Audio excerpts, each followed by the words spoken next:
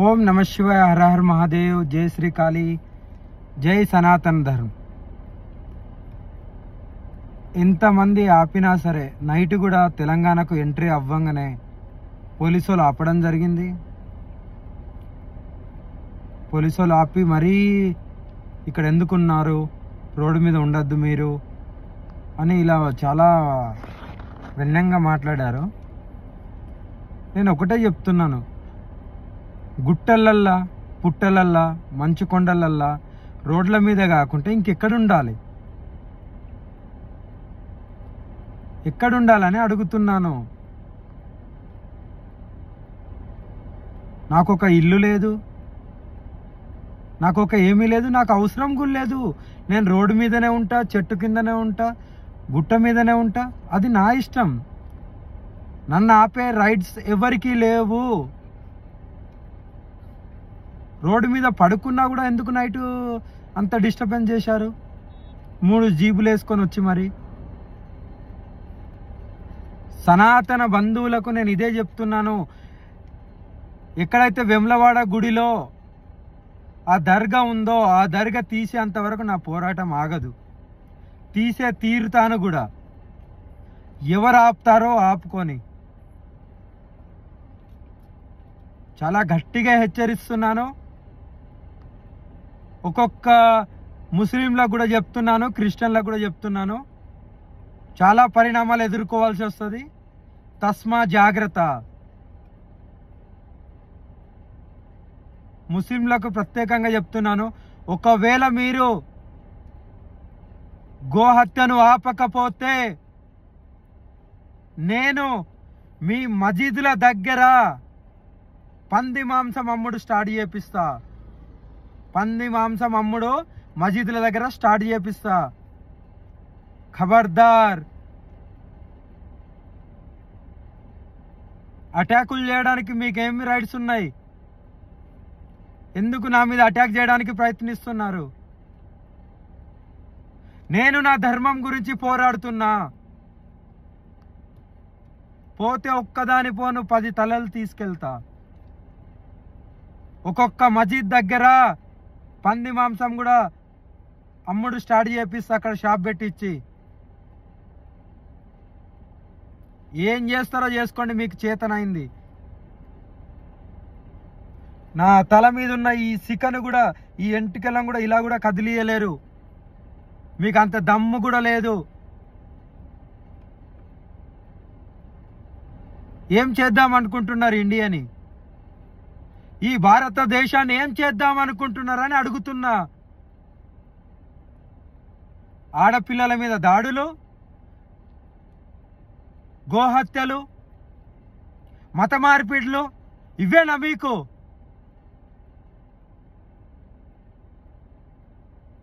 ఒక్కొక్క ముస్లింని, ఒక్కొక్క క్రిస్టియన్ని వదిలేసేదే లేదు. ఇంకా సనాతన బంధువులారా, 85% ఉన్న మన భారతదేశంలో మనము ఒక్క అడుగేస్తే వీళ్ళందరూ ఎవ్వరూ ఉండరు. గుర్తుపెట్టుకోండి. ఒక్క అడుగు వేసి మనము మన ధర్మం గురించి, మన ఆడపిల్లల గురించి, మన గోమాత గురించి ఒక్క అడుగు ముందుకేస్తే వీళ్ళెవ్వరు ఇక్కడ ఈ భారతదేశం నుండే పంపించచ్చు. మన సనాతన భూమిని మనమే కాపాడుకోవచ్చు, మన సాంప్రదాయాలను మనమే కాపాడుకోవచ్చు. ఇన్ని అరాచకాలు జరుగుతున్నా కూడా ప్రభుత్వాలు స్పందించాయి? ఎవరు స్పందించరు. ఎందుకంటే వాళ్ళకి కావాల్సింది ఓటు బ్యాంకింగ్ మాత్రమే. ఆ దర్గా గురించి ప్రభుత్వం ఎందుకు స్పందిస్తలేదు? ప్రభుత్వం బాధ్యత కదా. గుడి లోపల దర్గా ఉండాల్సిన అవసరం ఏముంది?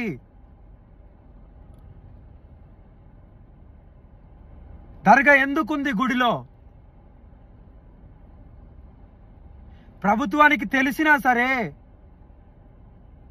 ఈ రాజకీయ కోణాల గురించి ఎందుకు వెనక్కేసుకొని వస్తున్నారు? ఎవరిని వదిలిపెట్టే ప్రసక్తే లేదు. తలలు తీయడానికైనా వెనకాడను నేను. వస్తున్నాను 3వ తారీఖు, కాసుకోండి.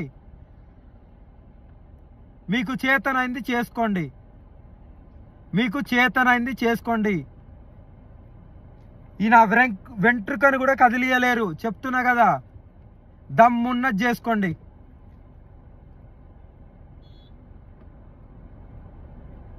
ఎన్నిసార్లు ఎంత మత మార్పిడి జరిగినా సరే, హిందువులారా నేను మీకు కూడా ఇదే చెప్తున్నాను, మన ఊరిలో మత మార్పిడి చేయడానికి ఎవరైనా వస్తే ఉరికిచ్చి కొట్టండి నా కొడుకులని. మత మార్పిడి చేయాల్సిన అవసరమే లేదు. ఇది సనాతన భూమి, ఇక్కడ ఓన్లీ సనాతనులో మాత్రమే ఉండాలి, సనాతన ధర్మాన్ని గౌరవించే వాళ్ళు మాత్రమే ఉండాలి, గోమాతను పూజించే వాళ్ళు మాత్రమే ఉండాలి, ఆడపిల్లలని ప్రేమ ఆప్యాయతలో చూసుకునే వాళ్ళు మాత్రమే ఉండాలి. ఆడపిల్లలకు రెస్పెక్ట్ ఇవ్వండి.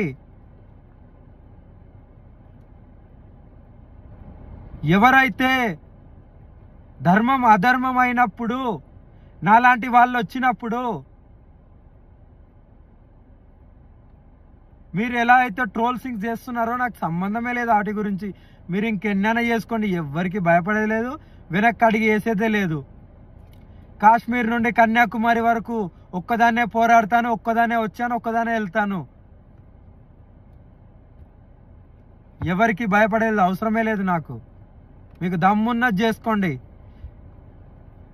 3 తారీఖు వస్తున్నాను, దమ్ముంటే ఆపండి. వచ్చి వెమ్లవాడ గుడికి వస్తున్నాను 3 తారీఖు, దమ్ముంటే ఆపండి. సనాతన బంధువులారా అందరూ కదిలిరండి, మన ధర్మాన్ని మనం కాపాడుకుందాం. హర్ హర్ మహాదేవ్, జై శ్రీ కాళీ, భారత్ మాతా కీ జై, జై సనాతన్ ధర్మ్.